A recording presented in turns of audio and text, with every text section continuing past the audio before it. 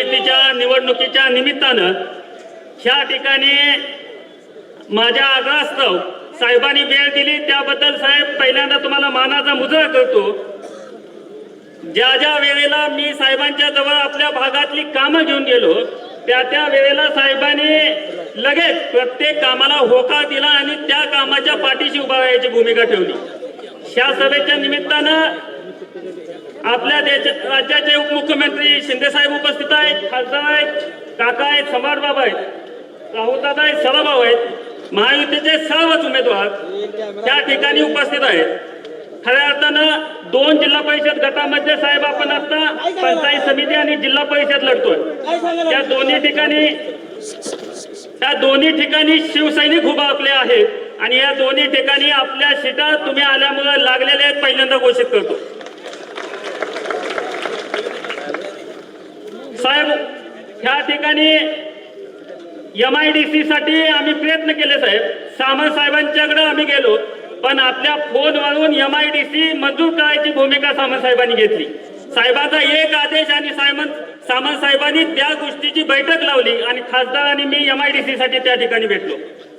त्याचबरोबर आपल्याच तालुक्याचं गाव असताना आजपर्यंत ह्या ठिकाणी स्टँड झालं नव्हतं तर साहेबांनी फोन केला आणि वाळवा तालुक्यात वाळव्यामध्ये सुसज्ज स्टँड झालं पाहिजे त्यासाठी साहेबांनी प्रयत्न केल्यानंतर ह्या ठिकाणी आपल्या डाव्या हाताला साहेब आपल्या डाव्या हाताला जिथं SD स्टँड मंजूर होतोय आणि ते तुमच्या आदेशावरून तुमच्या पत्रावरून झालं।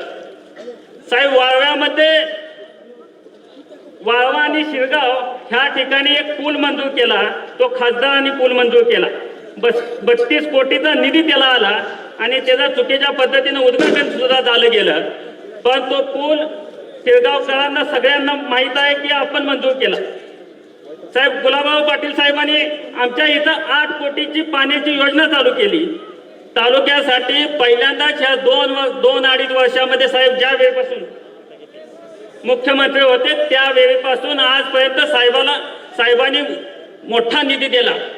साहेब मी आज सर्वांच्या साक्षीनं सांगतो, मी जिवंत आहे तोपर्यंत साहेब तुमच्याशी आणि पक्षाची प्रामाणिकपणे काम करेल आणि पाठीशी उभा राहायची भूमिका खऱ्या अर्थानं साहेबांसारखा राजकीय क्षेत्रामध्ये नशिबानं माणूस सापडतो आणि तो आपला वाळवकरांना आपल्या सगळ्यांना एक आशीर्वादाचा हात सापडलेला आहे। आपण सगळ्यांनी आपलं नेतृत्व जपायचं आहे आणि साहेबांच्याकडून आपल्या सर्व शेतकऱ्यांचा असेल, भागाचा असेल, विकास करून घ्यायचा आहे। साहेब कोणत्याही गोष्टीला आजपर्यंत नाही म्हणले नाहीत, कारण साहेबांचे हात सगळ्यांना माहीत आहेत। अशा हाताचे साहेब आहेत, माणूस गेला की दिलं जातं, कधी नाही म्हणलं जात नाही।